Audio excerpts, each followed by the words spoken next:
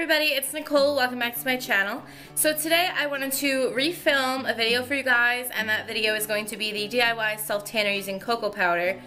I want to refilm this just because the quality of my last video wasn't too great because it was just when I first started out with this whole YouTube thing. I'm still going to leave the other video linked down below because there's probably going to be stuff that I said in that video that I'm gonna end up leaving out in this video. So all you're going to need for this DIY self-tan is some cocoa powder. I just used whatever was in my house, which is the Nestle Toll House brand, and it is going to be under $5. This one I believe was like $2.50, but it's kind of old, so you know, the price is gonna vary, but you get a lot of stuff in here, especially if you're just using it for self-tan.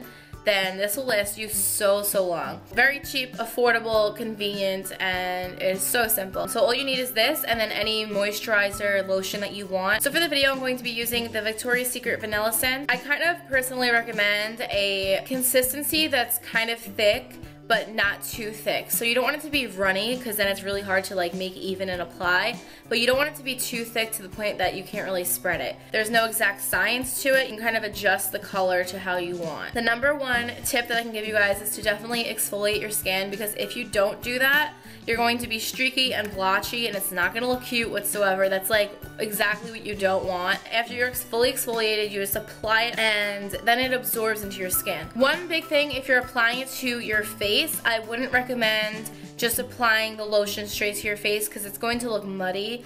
I recommend just putting maybe a little cocoa powder in with your foundation to kind of darken it up a little bit, and that seems to work for me. What I really like most about this is that you can see like kind of the true color like as you're applying it, so you're not like shocked after you wait like hours to develop with like a regular self-tanner. It might be a little bit darker when it like fully absorbs. Last time I went like a little too dark just to show you guys like the extreme ends of how dark you can kind of build the color up. Now I will say that if you want to build up the color, you have to wait for it to completely dry before you add another coat, because then you get streaky because now you're having like layers on top of layers. Now I never had a problem with it running onto my clothes. However, if you're outside on a 90-degree day wearing all white, then it is possible, because that's going to happen with even a regular self-tan. You know, you just always have to be careful with stuff like that. There's a lot of benefits to using cocoa powder on your skin. That definitely makes my skin like softer. Supposedly it kind of helps with like making your skin look younger as well. I'll leave more information on that down below because I don't want to like drag this video on. Now I'm going to show you guys how I apply it. I apply it a different way than I did in my last video. This way is so much simpler and it just makes everything look like flawless, even, and smooth. Even if you don't want to use this specific type of self-tan, this tip that I'm going to give you guys is going to work with any self-tan. So with that being said, let's just get on into the video.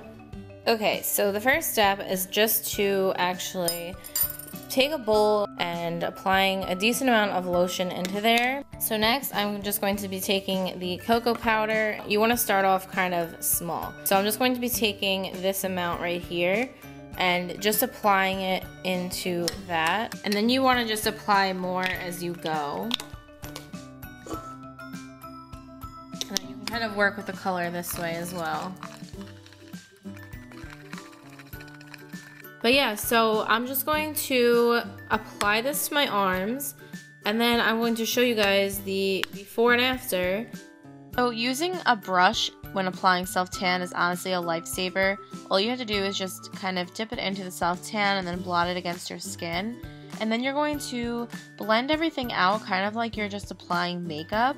And the good thing about this is that the color appears right away, so you can make sure that everything is covered and even.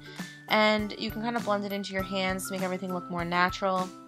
I kind of wanted to show you guys the tan line just so you can see the difference of, you know, the color. And you're going to have a little bit of excess, but once your skin is completely dry, you can just rinse it off and then it will look natural.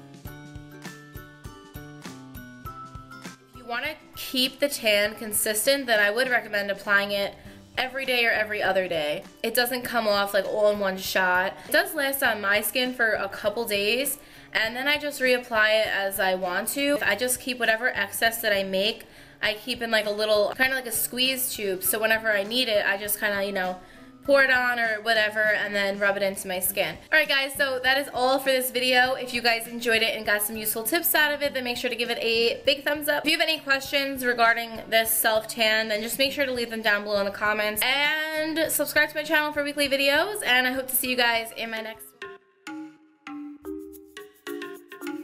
one. Much better. Actually, hold on. Okay.